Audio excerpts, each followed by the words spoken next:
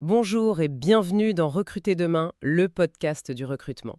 Ici, on parle sans détour de ce qui fait vraiment la différence pour attirer, recruter et garder les meilleurs commerciaux. Aujourd'hui, on plonge dans un sujet qui transforme pas mal les choses, l'arrivée des algorithmes, de l'intelligence artificielle dans le recrutement.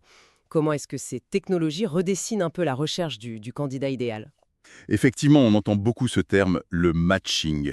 Faut imaginer, un peu comme les applis de rencontre, si on veut, mais pour le monde pro.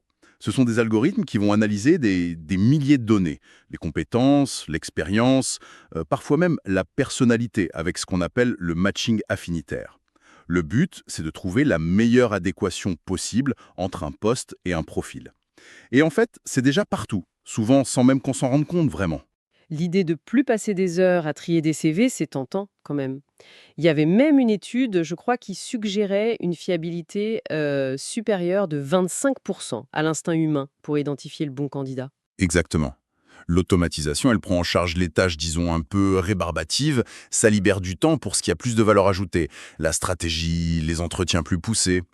L'IA, elle peut traiter des volumes énormes de candidatures, identifier des compétences transférables, peut-être même dénicher des profils auxquels on n'aurait pas pensé avec les méthodes classiques.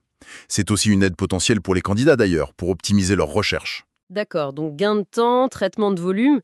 Mais alors, est-ce que c'est vraiment la solution miracle? Parce qu'on entend aussi parler de biais, de discrimination. L'exemple d'Amazon avec son algorithme qui pénalisait les femmes, ça a quand même marqué les esprits. Oui, c'est le principal écueil, clairement. Une IA, ça apprend sur la base des données qu'on lui donne. Si ces données reflètent des biais historiques ou sociétaux, l'algorithme risque de les apprendre et de les reproduire, voire de les amplifier. On peut finir par cloner un peu les profils déjà présents dans l'entreprise et du coup passer à côté de la diversité ou de candidats un peu atypiques, mais qui seraient très précieux. Et puis il y a autre chose. Les algorithmes se concentrent beaucoup sur les données quantifiables, mesurables. Le savoir-être, l'adéquation culturelle un peu fine, le feeling qui est quand même essentiel en recrutement, tout ça, ça reste difficile à capter pour la machine seule.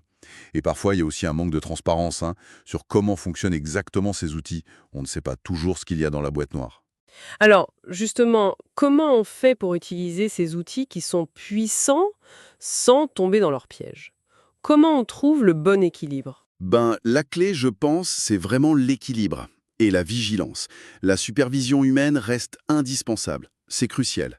Il faut former les recruteurs à comprendre ces outils, à connaître leurs limites et surtout à rester critiques vis-à-vis des résultats. Il faut aussi définir des cadres éthiques clairs. D'ailleurs, on voit des réglementations qui se profilent comme l'EA Act européen pour encadrer tout ça. Et puis techniquement, on cherche aussi à débiaiser les algorithmes. On travaille sur l'intégration de l'évaluation des soft skills, par exemple via la gamification ou des tests psychométriques un peu spécifiques. L'intégration avec les autres systèmes RH, le SIRH, l'ATS, c'est important aussi pour avoir une vision globale. Au fond, l'IA doit rester une aide à la décision, un recruteur augmenté, comme vous disiez, pas un remplaçant. Oui, un recruteur augmenté. J'aime bien l'idée. C'est ça. La question fondamentale pour l'avenir, c'est pas l'humain ou la machine, c'est plutôt comment l'humain et la machine peuvent collaborer au mieux. Comment on crée un partenariat qui rend le recrutement non seulement plus efficace, mais aussi, et c'est important, plus juste et plus inclusif. C'est ça, le vrai enjeu. Voilà, c'était Eagle Rocket, le podcast du recrutement commercial. Si vous voulez aller plus loin et recruter vos prochains talents commerciaux, rendez-vous sur eaglerocket.fr. Et surtout, pensez à vous abonner, à partager cet épisode si ça vous a plu et on se retrouve très vite pour un nouveau décryptage du recrutement commercial.